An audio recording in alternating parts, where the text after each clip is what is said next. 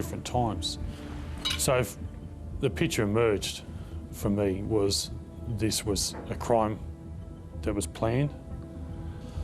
I suppose most notably about the crime scene was the massive amount of overkill, as we call it, that the injuries sustained by all three were well in excess to have killed them.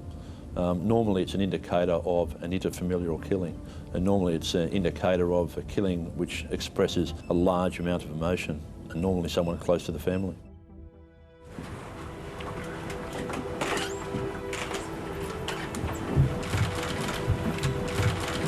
But if you were to picture the four corners of the world,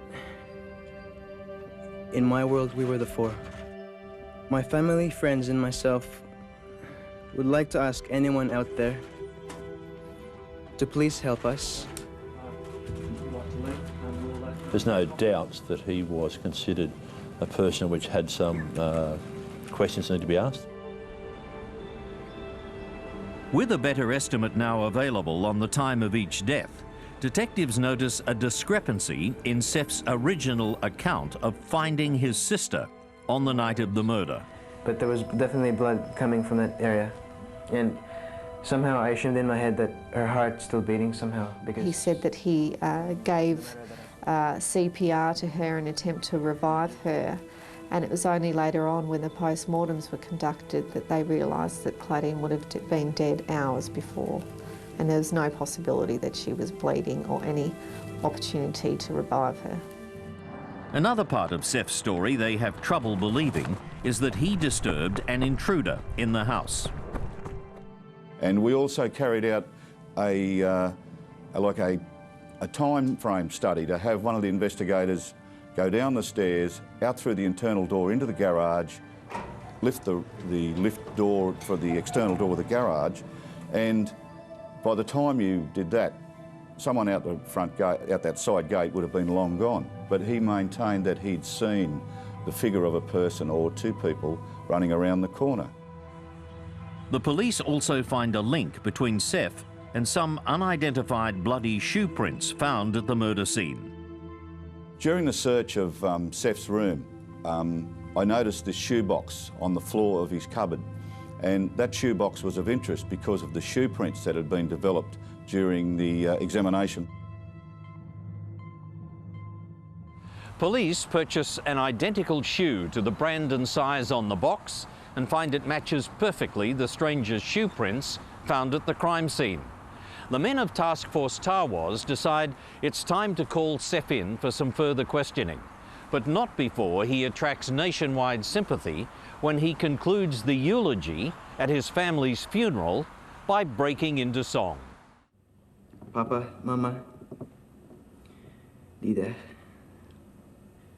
Sorry, I never told you all I wanted to say. And then I thought to myself, oh my God, is he crazy or what? You know, like, I mean, honestly, I'm sorry to say this, but yeah, I just thought it's crazy. And I know eventually we'll be together once we dare. Palataya, ang ating Panginoon po ang sasagot ng lahat ng yan. Tayong lahat. Despite the wide sympathy for Seth Gonzalez at his family's funeral, police are now uncovering clear signs that he may in fact be the killer. Seth's computer shows he's made extensive searches on the internet for information about poisons, and detectives find he'd obtained some seeds by mail order that are capable of being converted into a deadly toxin. It was such a strong poison that in the United States it's categorised as a weapon of mass destruction. And the poison is so strong that just a small amount of it can kill literally hundreds or thousands of people. Detectives then learn that a week before the murders, Seth's mother was treated briefly in hospital for what was thought to be severe food poisoning. Seth is grilled about the computer evidence. You are not under arrest. Yes. And you are free to leave if you wish to do so, okay? Understand that? Police gather other evidence that Seth is an habitual and accomplished liar. Telling his friends that he'd just signed a multi-million-dollar record deal with a music company, to being the world champion kickboxer that had just returned from a title fight in Brazil. He told people that he was, running modelling companies, that he was flying to New York to meet up with the head of cosmetic companies, that, he was a lawyer and he had his own condo in the city. He told them so many things, and I think this is all part of Seth's fantasy life. Hey kids, look, Mummy's on television. Hi to all your school friends. Seems to be